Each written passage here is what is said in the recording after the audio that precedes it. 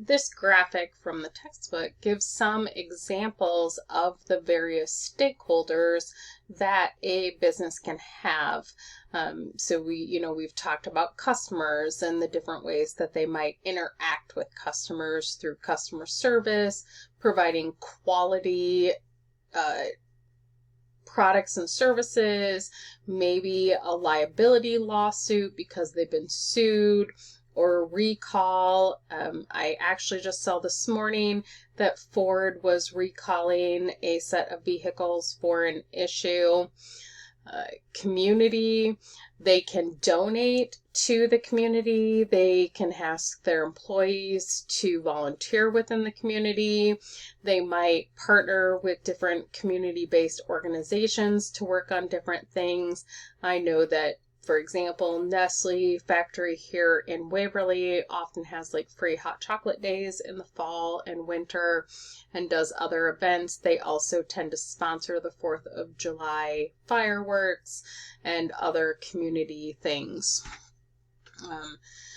An NGO, so it's listed here, it says NGO or suppliers. An NGO is short for non-governmental organization. So a non-governmental organization is a type of nonprofit. So generally a nonprofit that's focused on public policy, legal issues, social issues, trying to create government laws and policies, but they're not an actual government. Okay, general public, how we communicate with the general public, crisis management, if we've had an issue and now people are calling for boycotts or telling people not to buy our products, a variety of things. We're being sued and we're trying to mitigate that, or even things for public relations when we talk about crisis management. We've had a couple of situations this summer of CEOs having very public issues. One example is the CEO that was at the Coldplay concert and got caught on camera on their big screen, and it turned out that he was having an affair with his director of human resources, and that's who he was at the concert with. So his wife left him, his children were upset with him, he ended up losing his job, and so there was crisis management within the media. The environment, so how do we interact with our environment? Again, are we dumping waste in water supplies that are impacting people? Are we following regulations for environmental safety? If we have extreme chemicals, are we treating them well? Do we have recycling programs or different circular programs where we take items back and do things with them? Of course, we'll have different examples of different companies that do these things throughout the semester. Our employees. How do we treat our employees? Do we have OSHA violations? So OSHA is a workplace inspection really at factories. So do we have a lot of injuries? Are our employees filing complaints for working conditions? They're not getting paid overtime. They're not being allowed to take bathroom breaks. For example, that's a complaint in Amazon warehouses. Employees complain that they're not allowed to take bathroom breaks, and they will keep plastic containers at their workstation to pee in. So different things like that for how a company is interacting with and treating their employees. The government. So how do we interact with the government? Do we lobby for legislation? Do we follow the rules that are brought down on us? Do we monetarily support politicians? So that information is also publicly available. You can see how much a corporation has donated to different politicians. And then our shareholders. We have to remain compliant in order to be a business, we don't want to pay any fines. We don't want to have the SEC investigating us. The SEC is, of course, the Securities and Exchange Commission, which authorize companies that sell stock and manages whether or not they're following the rules that are required for selling stock to the general public. The compliance in their accounting practices, if they're being transparent, that they're not committing fraud, financial fraud, different things like that. Okay, so now we're going to talk about ethics, or a little bit, or different forces that shape business and society, and then we'll get into ethics. So again, this is really an introduction where we're looking at chapter 1, and we're really looking at an introduction this week to what we're going to talk about for the rest of the semester. And each chapter in the textbook after this, we talk about different areas of this. So we're going to have a couple chapters where we talk about globalization and how that impacts businesses, new technologies, changing societal expectations, ethical values, and different things like that. So, one, globalization.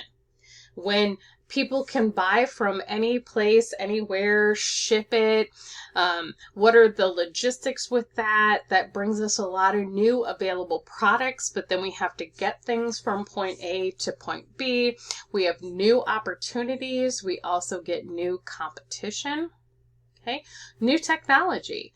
That's one of the things we've actually witnessed this week at Wartburg, is the new technology. They went through and replaced a whole bunch of technology on campus, upgraded, and then what happened when they had it break at the beginning of the semester, and how that has been kind of a headache and implementing that. For example, there's a joke about the banking system. The banking system uses extremely old technology. They use several dead programming languages that have not been used since the first computer was built by anyone except for the banking industry. And so how long it takes companies to adapt to and use technology. And a lot of it is for the cost. So the extreme costs of switching over. For example, chip technology on your car, your debit card or your credit card. Changing over all of your systems to be able to use chips instead of having to scan the black barcode on the back, or the black slide on the back of, is expensive to replace all of that. The natural environment. Okay, so we have weather patterns. We have different risks with if there's a hurricane, if there's a blizzard, if there's a tornado, and some places have volatile weather shifts and have different weather issues that we have. That does create a lot of risks and things that businesses need to talk about. I know one of the examples in your chapter talks about a freak ice storm in Texas. And so this ice storm had massive impacts. One, it took down their whole electrical grid, so no homes had any power or heat. Another thing that it did was it closed down many factories. Well, Texas has several high-tech factories. It's actually one of the locations for computer chips. And computer chips already had a supply chain shortage issue because of COVID, and their factory got shut down for 2 weeks because of this ice storm. That just impacts a shortage that's already happening. Okay, changing societal expectations. People change their minds. People change their preferences. People don't want to buy necessarily the same things that their parents or grandparents bought.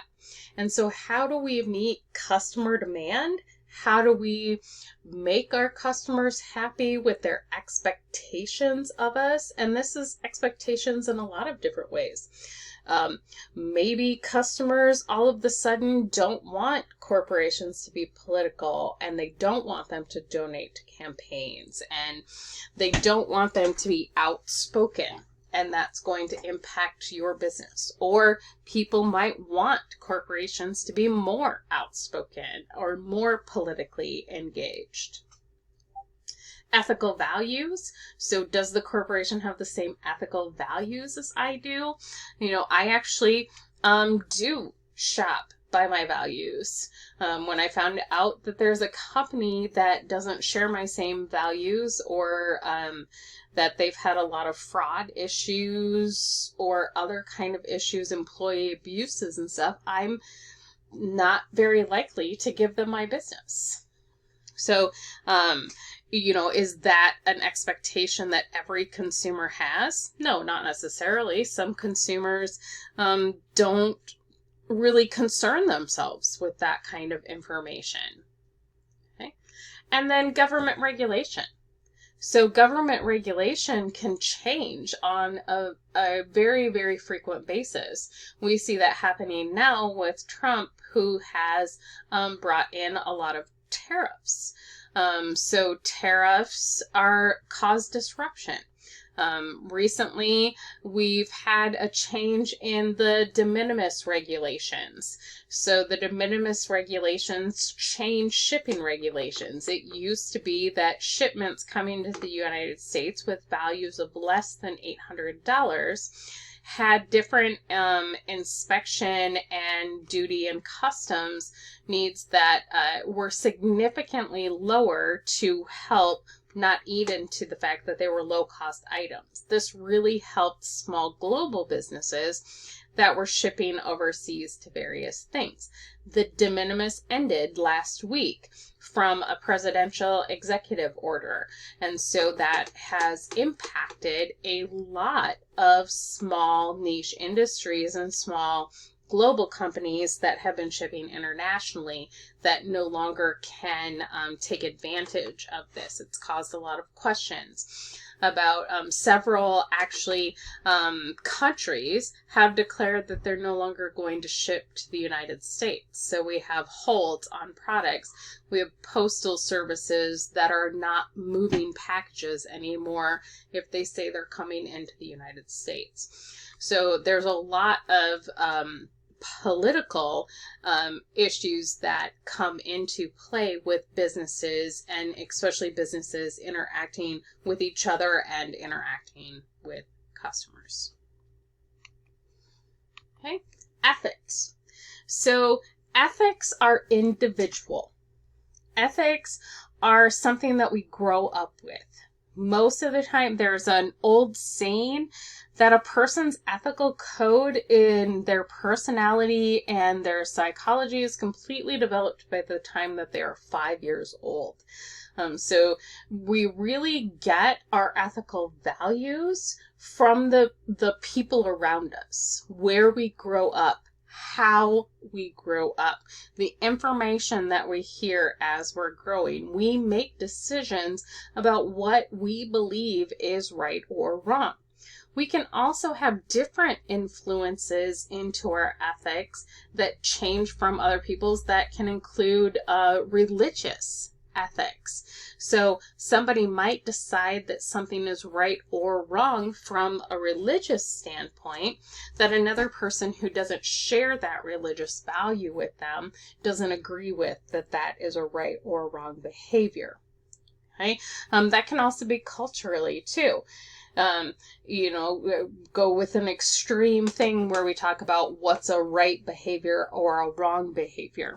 There are still areas of the world, very remote areas, that still practice cannibalism. Now, in the United States, that is illegal. If you practice cannibalism, you will end up in prison. Okay? But there are cultures where that is considered a very normal and acceptable thing to do. So our ethics, values, and morals are something that are very, very individual. Okay, sometimes shared by groups, but really, I, as a person, my values and what I believe can be completely different from the values of every single person around me. Because of the way I was raised, because of what I believe. And so it's very important for you as a person to think, what can I tolerate or what can I accept based on my own personal values and ethics? In a business, most of the ethics originate from the individuals. Okay, and businesses will create their own kind of ethical value system. Some organizations might not be very ethical.